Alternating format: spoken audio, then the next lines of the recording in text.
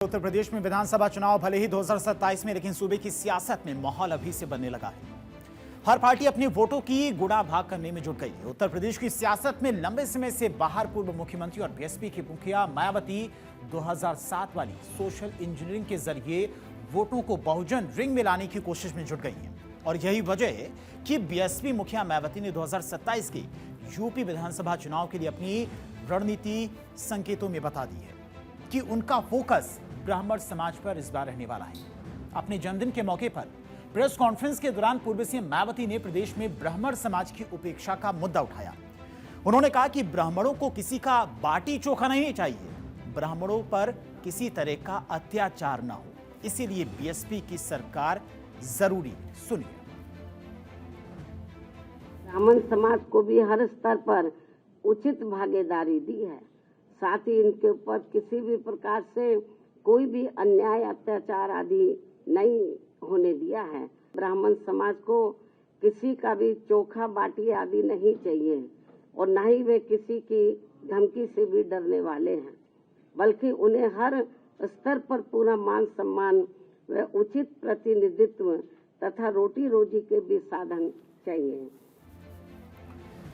इतना ही नहीं, मायावती ने समाजवादी पार्टी पर भी जमकर हमला बोला। उन्होंने कहा कि समाजवादी पार्टी में उनके शासनकाल में गुंडों और अपराधियों का राज था।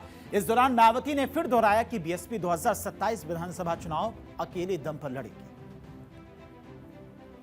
अब हमारी पार्टी उत्तर प्रदेश सहित पूरे देश में विधानसभा व लोकसभा का भी आम चुनाव अकेले ही लड़ना ज्यादा बेहतर समझती है और यूपी में जब इस बार चुनाव होगा अकेले ही चुनाव लड़ेगी। कोई गलतफहमी किसी को भी अपने आप में पैदा नहीं करनी चाहिए।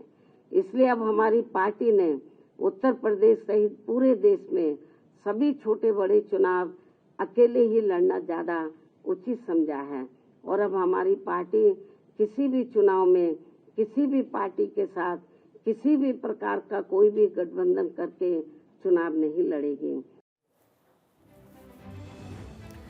अब आपको बता दें कि 2007 में कैसे मायावती सोशल इंजीनियरिंग के सहारे सत्ता में आई थी, कैसा उनका गुड़ा भाग था 2000 के उस चुनाव में जहां पर वो सत्ता में आई थी। क्या कुछ रणनीति बनाई गई थी चुनाव से पहले, विधानसभा चुनाव से पहले, जिसके बाद प्रदेश की सत्ता उनके हाथ में आई थी। दरअसल 2007 के विधानसभा चुनाव में मायावती ने 86 सीटों पर ब्राह्मण उम्मीदवार उतारे थे और मायावती ने इस एक्सपेरिमेंट को सोशल इंजीनियरिंग का नाम दिया था, इसीलिए ब्राह्मणों पर उनका फोकस भी है। बीएसपी का चुनाव निशान हाथी दलितों से जुड़ा था। ब्राह्मण और दलितों को साथ में लेकर उन्होंने सत्ता पाई थी, सरकार बनाई थी। यही उनकी सबसे बड़ी रणनीति थी उस वक्त की और इसीलिए अब फोकस बीएसपी अध्यक्ष मायावती का इस बार वही सोशल इंजीनियरिंग का फॉर्मूला अपनाती हुई नजर भी आ रही है। अब बात करते हैं बीएसपी के सियासी भविष्य पर और उस सवाल पर जो मायावती की राजनीति को लेकर उठ रहा है।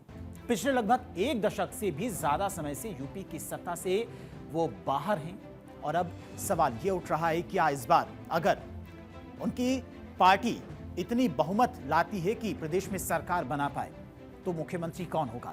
बात करें 2022 के विधानसभा चुनाव की तो बीएसपी एक सीट जीती थी।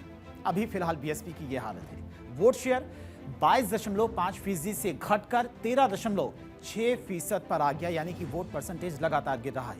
2024 के लोकसभा चुनाव में बीएसपी का खाता नहीं खुल पाया था और वोट शेयर घटकर 9.32% पर आ गया, यानी कि लगातार जो वोट परसेंटेज है वो गिरता जा रहा है। कुल मिलाकर मायावती सत्ता में आने के लिए एक बार फिर से सोशल इंजीनियरिंग का सहारा ले रही है। 2007 विधानसभा चुनाव में सोशल इंजीनियरिंग के सहारे बीएसपी ने यूपी की सत्ता पर कब्जा जमाया था। अपने परंपरागत दलित वोटों के साथ में ब्राह्मण वोटर्स को साथ लेकर मायावती ने विपक्षी दलों को धाराशायी कर दिया था। ब्राह्मण और दलित सोशल इंजीनियरिंग के फॉर्मूले को 2027 में भी मायावती फिर से आजमाने की कोशिश में और इसीलिए माना जा रहा है कि इस बार बीएसपी की तरफ से ब्राह्मण और दलितों को साधने के लिए एक अलग रणनीति भी बनाई जा रही है। 2027 में विधानसभा चुनाव होने हैं, लेकिन उसको लेकर अभी से ही सभी दलों की तरफ से तैयारियां शुरू कर दी गई हैं। अलग अलग सोशल इंजीनियरिंग की जा रही है, रणनीति बनाई जा रही है।